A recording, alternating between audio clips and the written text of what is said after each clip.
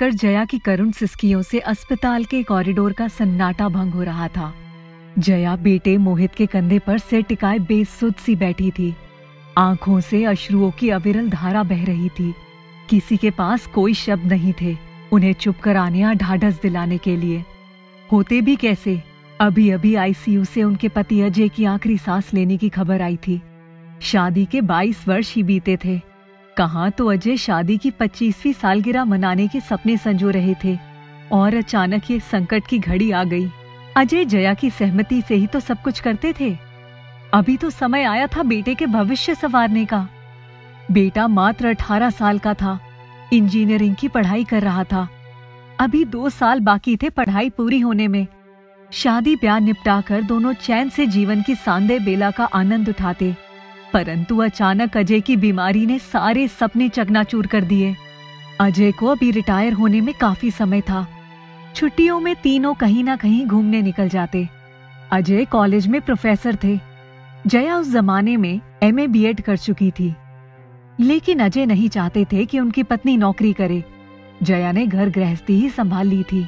Hospital के corridor में उनकी सिसकियां अचानक थम गई जब नर्स ने अजय के पार्थिव शरीर को आईसीयू से लाने के लिए सारी फॉर्मेलिटीज पूरी करने की सूचना दी। जया अपने शरीर को लगभग घसीटती हुई मोहित के साथ वहां पहुंच गई। अजय के निर्जीव शरीर को देखकर आंखों से आंसुओं का सैलाब उमड़ पड़ा। दबी हुई सिसकियां रुदन में बदल गईं। किसी तरह से उनको वहां से हटाया गया। रास्ते में घर की ओर आते वक्त मोहित को यही लग रहा था कि मम्मी को किसी निर्जन स्थान पर छोड़ दूं, जहां वो भी जी भर के चीख चीख कर रोकर अपना सारा दुख निकाल सकती। पर यह संभव नहीं था। ये सोचकर ही मोहित ने माँ का हाथ जोर से पकड़ लिया। दबी हुई सिसकियां अब तीव्रतर होती जा रही थी। किसी तरह जया को मोहित और उनके भाई बहनों ने समझाया बुझाया, परंतु कब किसी के समझाने से कोई समझा है? अपने ही तर्कों से समझ पाता है। जया को लगा था अब जीवन का कोई मायना नहीं रह गया है, लेकिन धीरे धीरे उन्हें मोहित के लिए अपने आप को सामान्य रखना पड़ा। घंटों चुपके आंसू बहाती रहती। जया मोहित से बार बार शादी करने को कहती, पर ना जाने क्यों वह टाल मटोल करता रहता। अगले दिन मोहित ने ऑफिस जाने से पहले जया को बताया, मम्मी शाम को मेरी एक फ्रेंड आएगी, कुछ अच्छा बना दीजिएगा। जया खुश हो गई। दोपहर से ही खाने की तैयारी में जुट गई। शाम के 7 बजे बेल बजते ही खोलने को दौड़ी। मोहित की फ्रेंड ऋतु आते ही उनके पैरों की तरफ आशीर्वाद के लिए झुक गई। मोहित ने बताया कि ऋतु उसके साथ ही काम करती है। जया ने उसे गले लगा लिया। वह पूरे घर में चहकती फिर रही थी। सारे समय जया के साथ ही रही। बहुत दिनों बाद जया को लगा कि ऋतु के आने से जैसे खुशबू का एक झोंका सा आया और उनके मन को सराबोर करके रख दिया। बड़े प्यार से ऋतु ने एक एक खाने की तारीफ की। 9 साढ़े 9 बजे मोहित उसको छोड़ने गया। मोहित के वापस आने पर जया ने मोहित से पूछा, ऋतु तो बहुत अच्छी लड़की है, इसी से शादी कर लो ना। मोहित ने माँ की तरफ शरारत से मुस्कुराते हुए देखा और बोला, अगर आपको पसंद है तो यही ठीक है। जया खुश हो गई। कुछ ही महीनों के बाद दोनों की शादी हो गई। शुरू के कुछ दिन तो बड़ी खुशी खुशी बीते, परंतु 2 साल बाद कुछ दिनों से जया को लग रहा था कि किसी बात पर इन दोनों का झगड़ा चल रहा है। एक दिन जब वह किचन में थी, तभी उनकी बातचीत के कुछ अंश उनके कानों में पिघलते शीशे की तरह पड़े। ऋतु मोहित से कह रही थी, तुम कंपनी से मिलने वाले घर क्यों नहीं चलते? मुझे यहाँ घुटन होती है। तुम्हारी मम्मी हर वक्त मेरे पीछे पीछे लगी रहती है। तुम्हारे रिश्तेदारों का रोज रोज आना जाना लगा रहता है। हमारी अपनी तो कोई प्राइवेसी नहीं है इस घर में। मुझे यहाँ नहीं रहना है। जया को अपने ऊपर ही ग्लानि हो आई। सोचने लगी, मैं तो उसका ख्याल रखना चाहती थी, पर ये क्या हो गया। दूसरे दिन वह तबीयत खराब होने का बहाना करके बिस्तर में ही पड़ी रही। नाश्ते के समय मोहित तैयार होकर मम्मी मम्मी करता हुआ जब कमरे से निकल कर आया तो देखा कि नाश्ते की टेबल खाली थी। मम्मी सो रही हैं। भागा हुआ मम्मी के पास गया।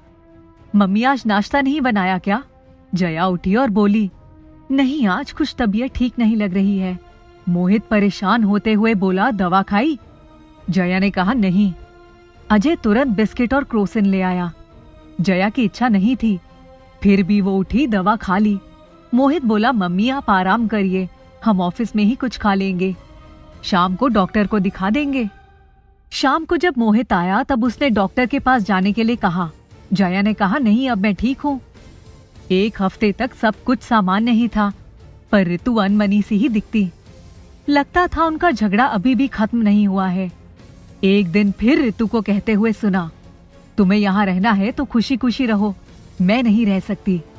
एक दिन मोहित के ऑफिस के आने के बाद जया ने कहा, मोहित, तुम्हारी कंपनी वाले जो फ्लैट देने वाले थे उसका क्या हुआ?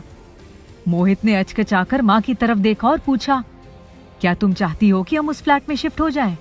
तब जया ने निर्णायक स्वर में कहा, हाँ, बजाय इसके कि ऋतु ही ये घर छोड़कर चली जाए, तुम दोनों अपने घर में शिफ्ट हो जाओ।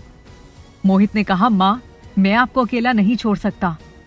जया ने कहा, नहीं मोहित, मैं अकेली कहाँ हूँ, रिश्तेदारों का आना जाना लगा ही रहता है।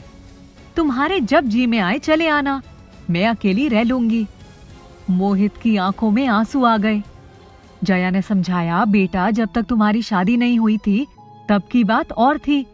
मैं नहीं चाहती कि मेरी वजह से तुम दोनों के बीच में कलह हो। मोहित और ऋतु अपने नए फ्लैट में शिफ्टिंग की तैयारी में लग गए।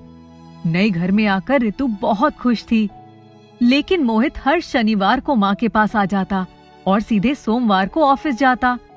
इस फ्लैट में आए 6 महीने बीत गए थे।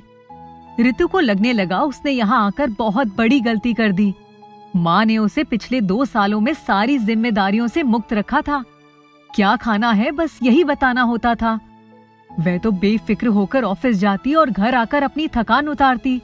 ये घर अपना था, पर उसके पास समय नहीं था। वे काम ही समेटती रह जाती। एक दिन ऋतु ने उसके शनिवार को माँ के पास जाकर रहने की बात को लेकर नाराजगी जाहिर करी।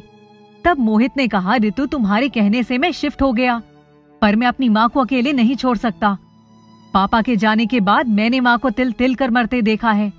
तुम खुश रहो इसलिए माँ ने भी हमें आने की इजाजत दे दी। अब मुझसे मेरी ये खुशी मत छीनो। ऋतु की पलकें शर्म से झुक गई। वे सोच रही थी कि उस घर में तो मोहित कम से कम साथ था, यहाँ आकर तो वो पास रहते हुए भी मुझसे दूर चला गया। दूसरे दिन सुबह बिना मोहित को बताए ऋतु जया के पास पहुंच गई और जया से लिपटकर रोते हुए माफी मांगने लगी। ऋतु बोली, माँ, मैं दूसरों के बहकावे में आ गई थी, मुझे माफ कर दीजिए। आगे से मैं आपकी बेटी बनकर रहूंगी। मुझसे बहुत बड़ी गलती हो गई है। दूर रहकर मुझे परिवार का महत्व समझ आ गया है।